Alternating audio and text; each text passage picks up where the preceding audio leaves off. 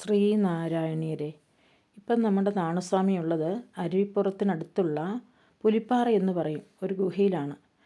അവിടെ ഇങ്ങനെ തപസ് ചെയ്തുകൊണ്ടിരുന്നപ്പോൾ ഒരു ദിവസം ഉച്ചയോടുകൂടി എന്തോ ഒരു അമർച്ച പോലെ കേട്ടു.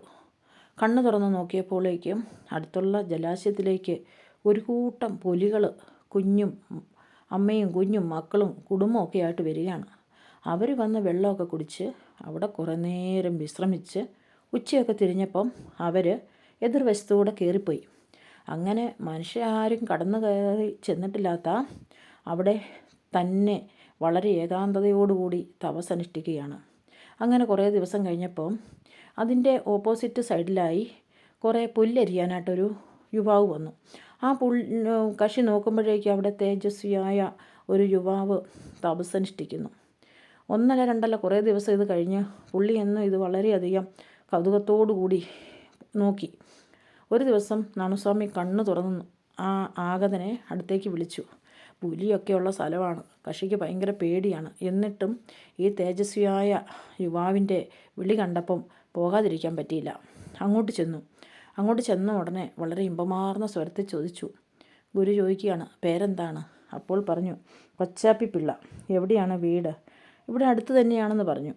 അപ്പോൾ ചോദിച്ചു, ഈ മരക്കിഴങ്ങ് ഇവിടെ കിട്ടുമെന്ന് ചോദിച്ചു. ഉടനെ തന്നെ ആൾ പോയി കുറച്ച് കിഴങ്ങ് ഒക്കെയായി വന്നു. രണ്ടുപേരും അത് ചുട്ട് സ്വാദോടുകൂടി ഭക്ഷിച്ചു. പിന്നെ അവർ തമ്മിൽ വളരെ ഒരു സൗഹൃദം അവിടെ രൂപപ്പെട്ടു. ആ ആളാണ് പിന്നീട് ശിവലിംഗസ്വാമി എന്ന് നമ്മൾ അറിയപ്പെടുന്നത്. ഇതിന് ശേഷവും ഗുരുവിൻ്റെ തപസ് അവിടെ തുടരുകയാണ്. അപ്പോൾ ആൾക്കാരൊക്കെ അറിഞ്ഞും കേട്ടുമൊക്കെ വരുവാൻ തുടങ്ങി. ആൾക്കാർക്ക് ഓരോരോ വിഷമങ്ങൾ അവർ മാറ്റിക്കൊടുക്കുകയും അങ്ങനെ ഓരോ കാര്യസാധ്യത്തിനും ഒക്കെയായ ആൾക്കാരിങ്ങനെ വരികയാണ്. അങ്ങനെ ഒരു ദിവസം സ്വാമി സ്വന്തം ഇരുന്നിട്ട് ഒരു വല്ലാത്തൊരു ആത്മരോധനം പോലെ കണ്ണിൽ നിന്നൊക്കെ കണ്ണുനീര് വരുന്നു.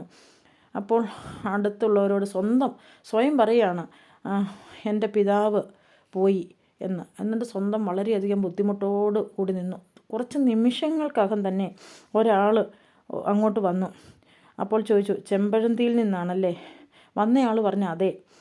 നാണുസ്വാമി പറഞ്ഞു, എന്താണിപ്പോൾ വന്നത്? ഞാനൊരു പ്രധാന കാര്യം അറിയിക്കാനാണ്. അയാൾക്ക് പറയാൻ പറ്റുന്നില്ല. പിന്നെയും പറയുകയാണ്, മാടനാശാൻ. സ്വാമി അയാളെ ഒന്ന് നോക്കി. അപ്പോൾ പറഞ്ഞു, ഇന്ന് രാവിലെ മരിച്ചു എന്ന്. അപ്പോൾ കുറച്ച് നേരം കൂടിയേ വന്നയാൾ അവിടെ കാത്തു നിന്നെങ്കിലും സ്വാമിയിൽ നിന്നൊരു മറുപടി ഒന്നും ഉണ്ടായില്ല. അതായത് മണിക്കൂറുകൾക്ക് മുൻപ് തന്നെ തൻ്റെ പിതാവിൻ്റെ മരണത്തെക്കുറിച്ച് സ്വാമി സൂചിപ്പിച്ചത് അപ്പോൾ അവിടെ അടുത്ത് നിന്നവർ ഓർത്തു. ഇപ്പം സ്വാമിക്ക് മുൻകൂട്ടി കാര്യങ്ങൾ അറിയാനുള്ള കഴിവും ആർജവമായിരിക്കുന്നു.